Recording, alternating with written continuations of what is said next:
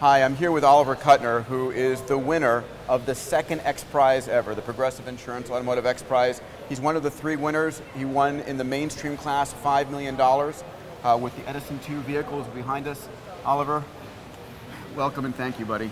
Thank you, Peter. It was a great journey. It has been, and it's just beginning, obviously, for you and for your colleagues. So, for those people who are wondering, were you in the automotive industry already and this X Prize just came along, what effect did this $10 million purse have on you? It was the money that got our attention. I would say I was in a related industry. I was deeply engulfed in racing, motorsports, had friends in aerospace, airplane design, but no, we were not mainstream automotive people. And it's the size of the purse that got me thinking and got me to pull together this dream team. And when you heard originally that an X Prize could help catapult you and could deliver benefits to the entrepreneurs, did you believe that idea in the beginning? I actually believed you. I believed you in the long sense.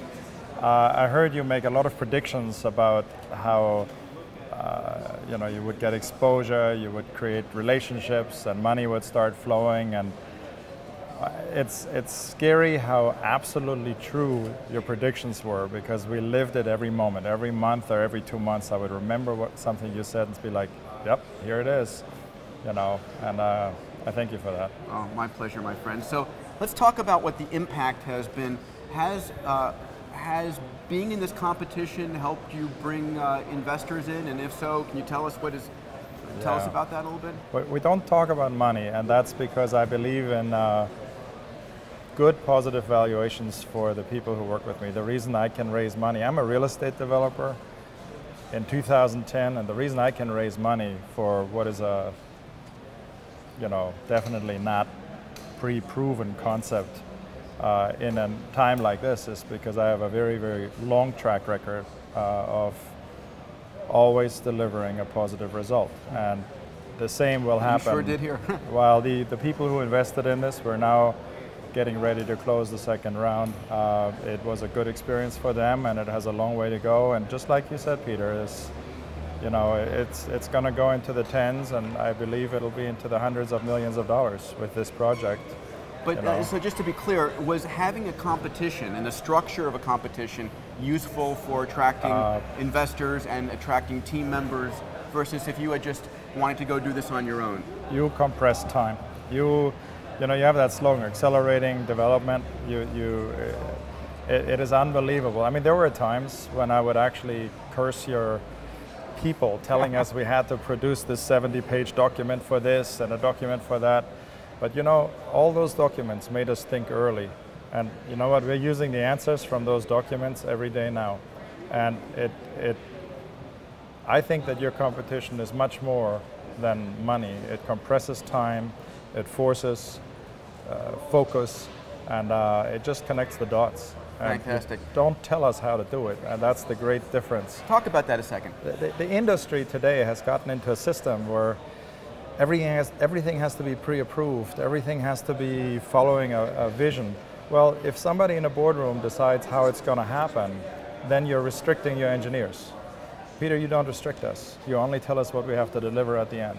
And I believe that is one of the key benefits of the clear, solution. measurable, objective goal. And I don't care how you hit it, but if you hit it, you win. That's correct. And it's brilliant. You told a story yesterday in Chairman Markey's congressional testimony about your visit to General Motors, and I was just amazed. I had not heard it before. Would you tell the audience about that story? So what happened at GM? Well, we've had a lot of visits. GM is my ambition of a connection. I love this country. GM is, to me, the epitome of the American industrial company. And I would love to work with them and help them come out of the ashes and be a part of that. I believe GM is going to win and win big. Now that said, we've had a couple of meetings at General Motors with people at high level, and we were invited to the Aero Lab. And I think it was a job interview. What is the Aero Lab? The Aero Lab is it's the largest wind tunnel on the planet, and it's perhaps one of the most sophisticated. It's a facility that would cost $250 million to build today. It's a beautiful facility. It's the reason it was right to help General Motors not disintegrate. Things like that cannot be replicated easily. The Aerolab is a group of scientists and smart people who refine what the marketing people and the design people come up with and make it more efficient. We brought our car to the Aerolab at the invitation of General Motors, and the head of aerodynamics was on vacation, but he decided to drop in for a few minutes just to see how it's going, because everybody knew this was a really strange thing coming that hadn't been there before.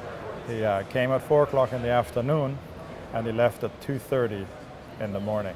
Wow. It was a spectacular experience. The gentleman is a brilliant engineer. He's on vacation, and he comes and he spends really 10 hours with you.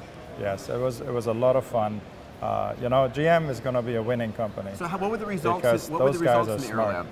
Aerolab? The lowest numbers they've ever seen. The lowest what numbers? The lowest drag numbers on a 4-seat, 4-wheeled car that they've ever seen, by far. Ever seen? It was 0.16. In theory or in production vehicles? Ever seen. That says a lot. And one of the things he said he really appreciated us being there because we gave him the tools to make a case that there's one more frontier. And Peter, you started it with your prize. There are 5 different aspects about this car that are a rethink of the car the way we know it. And they are completely paradigm changing. Wow. Oliver, I'm looking forward to your tremendous success. Thank you for stepping forward and taking the risk, because it was a big risk, wasn't it? It was a big risk, but the risk, I'm an intelligent guy. I don't spend millions of dollars. I understand that, but still.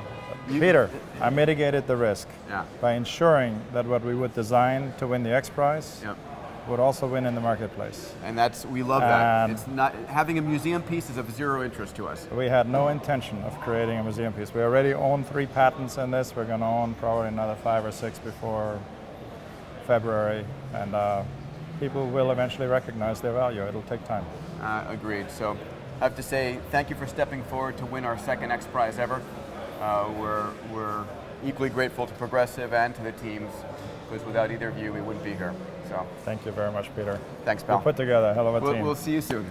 Okay, bye.